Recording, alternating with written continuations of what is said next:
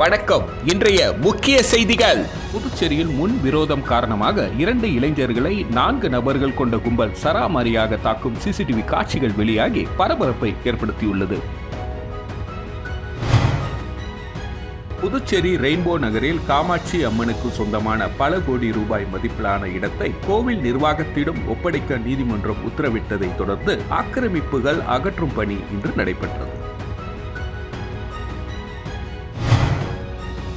கள்ளக்குறிச்சியில் விஷ சாராயம் அருந்தி உயிர் இழந்தவர்களின் எண்ணிக்கை 66 உயர்ந்துள்ளது.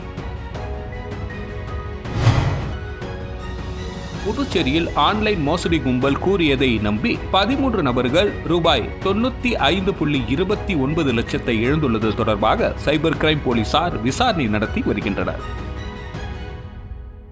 புதுச்சேரியில் முன் விரோதம் காரணமாக 2 இளைஞர்களை 4 நபர்கள் கொண்ட கும்பல் சராமரியாக தாக்கும் சிசிடிவி காட்சிகள் வெளியாகி பரபரப்பை ஏற்படுத்தியுள்ளது. புதுச்சேரி அருகே உள்ள தமிழக பகுதியான திருச்சிற்றம்பலம் பகுதியை சேர்ந்தவர் திலகராஜ், தனியார் நிறுவன ஊழியர். இவரது உறவினர் ஸ்ரீகாந்த். திலகராஜுக்கும் ஸ்ரீகாந்திற்கும் முன்பகை உள்ளது. இந்நிலையில் திலகராஜ் தனது நண்பர்கள் சந்தோஷ் என்கிற வீரன், தேவா ஆகியோருடன் சேதராப்பட்டில் உள்ள தனியார் மதுபான கடையில் மது அருந்த சென்றுள்ளனர். மதுக்கடையில் பீர் பாட்டில்களை வாங்கிக் கொண்டு வாசலில் நின்று கொண்டிருந்த பொழுது இருசக்கர வாகனத்தில் அங்கு வந்த ஸ்ரீகாந்தின் உறவினர் பாண்டியன் உள்ளிட்ட 4 நபர் வந்துள்ளனர். அவர்கள் திலகராஜிடம் ஸ்ரீகாந்துடன் ஏன் தகராறு செய்கிறாய் என கேட்டு தகாத வார்த்தையால் திட்டியுள்ளனர். இதில் பாண்டியன் கீழே கிடந்த கருங்கல்லை எடுத்து திலகராஜின் நெற்றியில் ஓங்கி அடித்து கொலை மிரட்டல் விடுத்துள்ளார். இதனை தடுக்க வந்த சந்தோஷ் மற்றும் தேவாவையும் 4 நபர்கள் சேர்ந்து தாக்கியதாக கூறப்படுகிறது. இதுகுறித்து திலகராஜ் அளித்த புகாரின் பேரில் சேதராப்பட்டு போலீசார் வழக்கு பதிந்து 4 நபர்களையும் தேடி வருகின்றனர். இந்த நிலையில் இது தொடர்பான சிசிடிவி காட்சிகள் வெளியாகி பரபரப்பை ஏற்படுத்தியுள்ளது.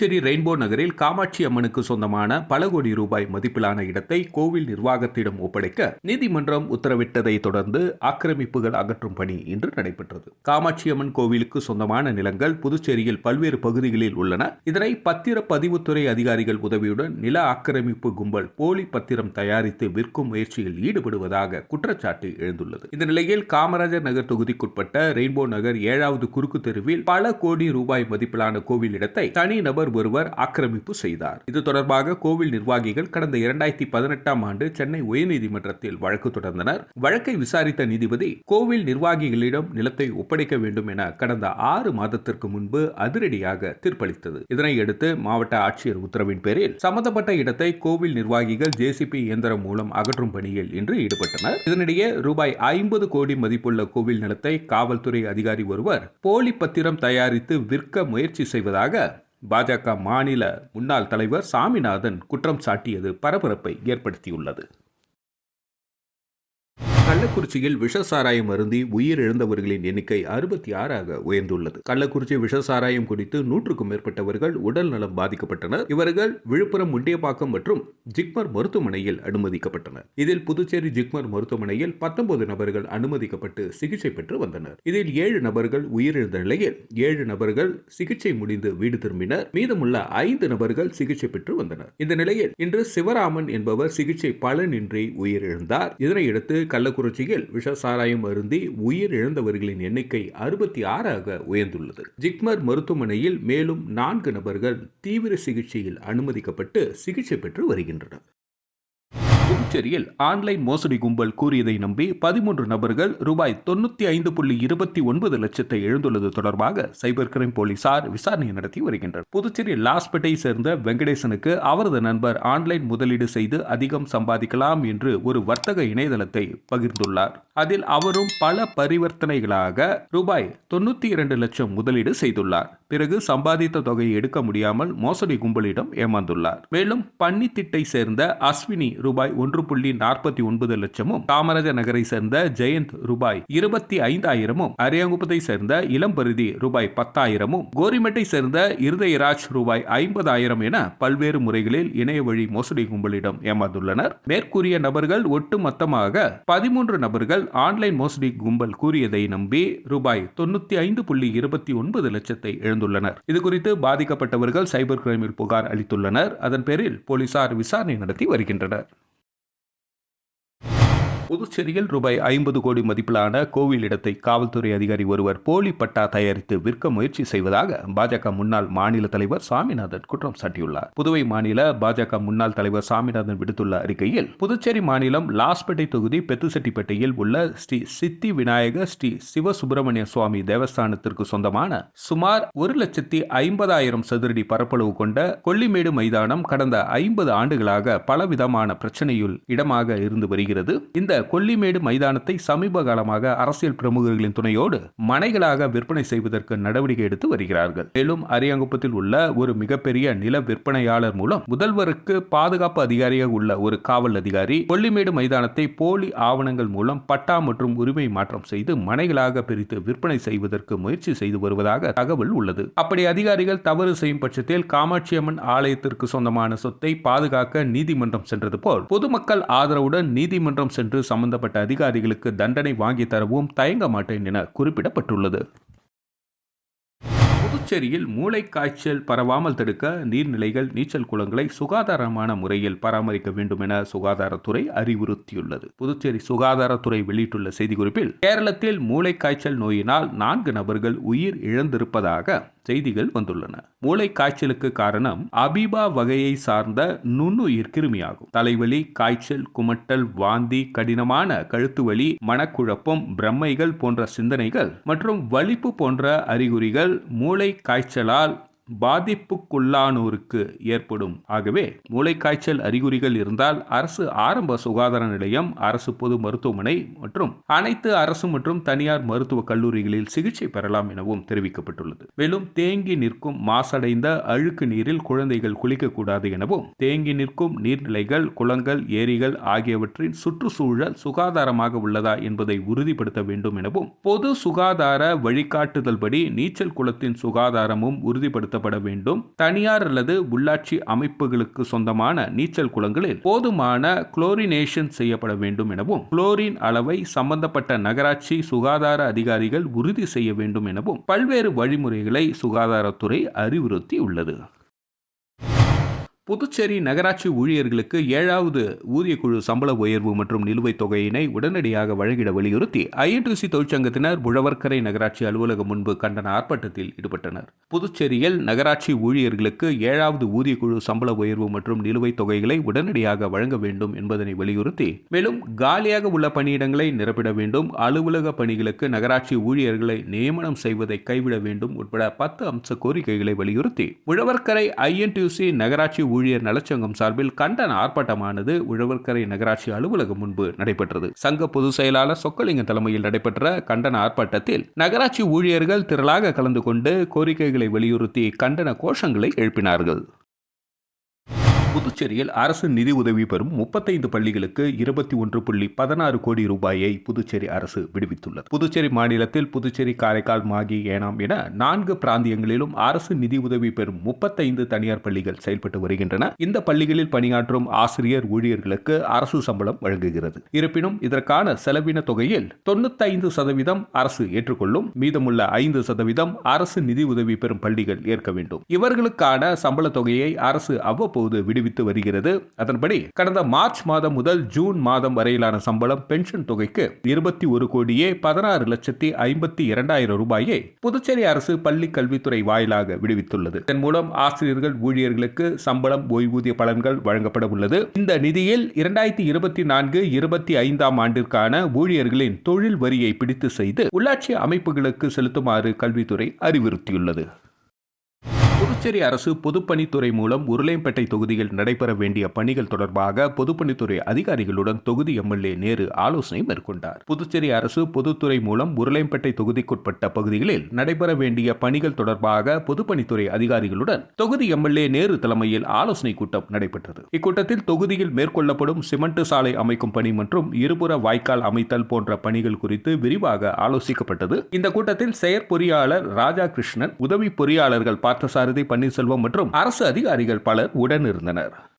புதுச்சேரி மாநிலத்தில் பிஎஸ்சி செவிலியர் படிப்பிற்கான எழுத்துத் தேர்வு புதுச்சேரி, காரைக்கால் உட்பட 10 மையங்களில் வரும் 14ஆம் தேதி நடைபெற உள்ளது. புதுவை மாநில சுகாதாரத்துறை இயக்குநரும் தேர்வு கட்டுப்பாட்டு அதிகாரியுமான ஸ்ரீராமுலு வெளியிட்டுள்ள செய்திக்குறிப்பில், புதுவை சுகாதாரத்துறை சார்பில் பிஎஸ்சி செவிலியர் படிப்பிற்கான சென்டாக் அரசு ஒதுக்கீட்டிற்கான இடங்கள் நிரப்பப்பட உள்ளன. இதற்கான எழுத்துத் தேர்வு ஜூலை 14ஆம் தேதி நடைபெறுகிறது. அதன்படி பிராந்திய வாரியாக புதுச்சேரியில் 6 மையங்களிலும், காரைக்காலில் 2 மையங்களிலும், மாகே மற்றும் ஏனாமில் தலா ஒரு மையத்திலும் எழுத்து தேர்வு நடைபெறுகிறது. தேர்விற்கான தேர்வரை அனுமதி சீட்டை சென்டாக்கின் அதிகாரப்பூர்வ இணையதளத்தில் 10ஆம் தேதி முதல் பதிவிறக்கம் செய்து கொள்ளலாம் என குறிப்பிடப்பட்டுள்ளது.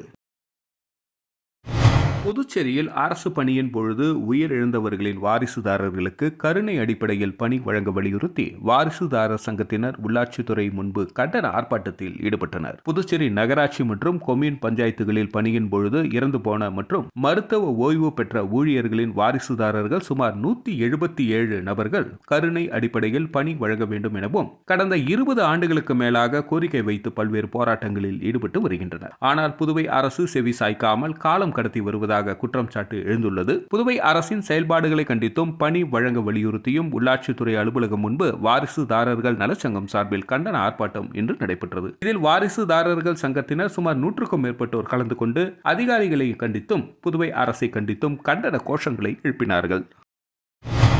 பள்ளி புதுப்பட்டு கிராமத்தில் அமைந்துள்ள விசாலாட்சி அம்பிகை உடனாகிய சோமநாதேஸ்வரர் ஆலய மகா கும்பாபிஷேக விழாவில் திரளான பக்தர்கள் கலந்து கொண்டு சாமி தரிசனம் செய்தனர். புதுவை அடுத்துள்ள தமிழக பகுதியான பள்ளி புதுப்பட்டு கிராமத்தில் அமைந்துள்ள அருள்மிகு விசாலாட்சி அம்பிகை உடனாகிய ஸ்ரீ சோமநாதீஸ்வரர் ஆலயத்தில் நடைபெற்ற கும்பாபிஷேக விழா இன்று நடைபெற்றது. முன்னதாக மகா கணபதி ஹோமம், விக்னேஸ்வர பூஜை, மகாலட்சுமி ஹோமம், புண்ணியாக வாசனம், வாஸ்து சாந்தி, சூரிய பூஜை, வாஸ்து சாந்தி, முதல் 2, 3 மற்றும் 4ஆம் யாகசாலை பூஜைகள் ஆகியன நடைபெற்றது. இன்று காலை 10:30 மணி அளவில் யாகசாலையில் இருந்து கலச புறப்பாடு நடைபெற்று சோமநாதீஸ்வரர் மற்றும் விசாலாட்சி அம்பிகை மூலவர் விமான கலசத்திற்கு புனித நீர் ஊற்றப்பட்டு மகா கும்பாபிஷேகம் சிறப்பான முறையில் நடைபெற்றது. பின்னர் பரிகார மூர்த்திகளுக்கு புனித நீர் ஊற்றப்பட்டு தீபார்த்தனை காண்பிக்கப்பட்டது. சுற்றுப்புற கிராமங்களில் இருந்து திரளான பக்தர்கள் பங்கேற்று சாமி தரிசனம் செய்தனர்.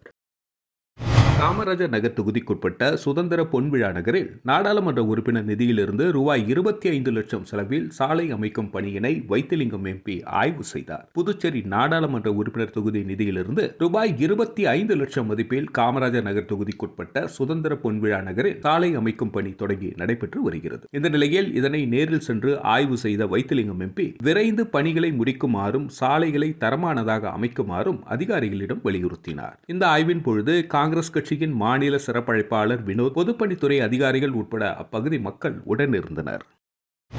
கூட்டுறவு நிறுவன தொழிலாளர்கள் நிலுவை சம்பளத்தை வழங்க வேண்டும் உட்பட 9 அம்ச கோரிக்கைகளை வலியுறுத்தி CITU தொழிற்சங்கத்தினர் கண்டன ஆர்ப்பாட்டத்தில் ஈடுபட்டனர். இந்திய தொழிற்சங்க மையத்தின் புதுச்சேரி மாநில CITU குழு சார்பில் கண்டன ஆர்ப்பாட்டம் சுதேசி மில் அருகில் நடைபெற்றது. செயலாளர் சீனிவாசன் தலைமையில் நடைபெற்ற இந்த ஆர்ப்பாட்டத்தில் அனைத்து தொழிலாளர்களுக்கும் குறைந்தபட்ச ஊதியமாக ரூபாய் 26,000 வழங்க வேண்டும், அமைப்பு சாரா தொழிலாளர் நல வாரியத்திற்கு போதுமான நிதி ஒதுக்கி செயல்படுத்த வேண்டும், கூட்டுறவு நிறுவன தொழிலாளர்கள் நிலுவை சம்பளத்தை வழங்க வேண்டும், நிரந்தர தொழிலாளர்களுக்கு வழங்கும் சலுகைகளை ஒப்பந்த தொழிலாளர்களுக்கும் வழங்க வேண்டும் உட்பட 8 அம்ச கோரிக்கைகளை வலியுறுத்தி 50க்கும் மேற்பட்ட தொழிற்சங்கத்தினர் ஆர்ப்பாட்டத்தில் ஈடுபட்டனர். அப்பொழுது மத்திய மாநில அரசுகளை கண்டித்து கண்டன கோஷங்களை எழுப்பினர். காட்டேரிக்குப்பம் இந்திரா காந்தி அரசு உயர்நிலைப் பள்ளியில் விளையாட்டுப் போட்டி பரிசளிப்பு, மாணவர்களுக்கான அடையாள அட்டை மற்றும் கையேடுகள் வழங்கும் விழா நடைபெற்றது. விழாவிற்கு பள்ளி தலைமை ஆசிரியை கவிதா வரவேற்றார். புதுச்சேரி கல்வித்துறை முதன்மை கல்வி அதிகாரி மோகன் தலைமை தாங்கி மாணவர்களுக்கான அடையாள அட்டை மற்றும் கையேடுகளை வழங்கினார். தொடர்ந்து பள்ளியில் 2023-24ஆம் ஆண்டு நடந்த பல்வேறு விளையாட்டுப் போட்டிகளில் வெற்றி பெற்ற மாணவர்களுக்கு பரிசுகள் மற்றும் சான்றிதழ்கள் வழங்கப்பட்டன. மொழி ஆசிரியர் ஜான் போஸ்கோ தொகுத்து வழங்கினார். முன்னாள் மாணவர் சம்பத், லோட்டஸ் லோட்டஸ் ஃபவுண்டேஷன் இயக்குனர் சமயவேலு ஆகியோர் வாழ்த்தி பேசினார்கள். உடற்கல்வி ஆசிரியர் பாலசங்கர் நன்றி கூறினார். இவ்விழாவில் பள்ளி ஆசிரியர்கள், மாணவர்கள், பெற்றோர்கள் உட்பட பலர் கலந்து கொண்டனர். இவ்விழாவினையொட்டி பள்ளி மாணவர்களை சிலம்பம் மற்றும் யோகா நிகழ்ச்சி நடைபெற்றது. புதுச்சேரி மேல் திருக்காஞ்சி பகுதியில் அமைக்கப்பட்டுள்ள புதுச்சேரி ஆதிகுடி காட்டுநாயக்கன் பழங்குடியினர் மக்கள் இயக்கத்தின் பெயர் பலகையினை டாக்டர் ராம்குமார் திறந்து வைத்தார். புதுச்சேரி மேல் திருக்காஞ்சி பாலமுருக நகரில் புதியதாக அமைக்கப்பட்டுள்ள புதுச்சேரி ஆதிகுடி காட்டுநாயக்கன் பழங்குடியின மக்கள் இயக்கத்தின் பெயர் பலகை திறப்பு விழா இன்று நடைபெற்றது. சங்க தலைவர் தனபால் தலைமையில் நடைபெற்ற இந்த நிகழ்ச்சியில் துணைத் தலைவர் மாசிலாமணி, செயலாளர் பரசுராமன், பொருளாளர் வீரமணிகண்டன் ஆகியோர் முன்னிலை வகித்தனர். இவ்விழாவில் சிறப்பு விருந்தினராக பழங்குடியின மக்கள் கூட்டமைப்பின் தலைவர் டாக்டர் ராம்குமார் கலந்து கொண்டு பெயர் பலகையினை திறந்து வைத்து வாழ்த்துரை வழங்கினார். மேலும் இந்த நிகழ்ச்சியில் சங்கத்தின் துணைத் தலைவர்கள் சேகர், சக்திவேல், ரமேஷ் உட்பட சங்க உறுப்பினர்கள் மற்றும் பழங்குடியின மக்கள் திரளாக கலந்து கொண்டனர்.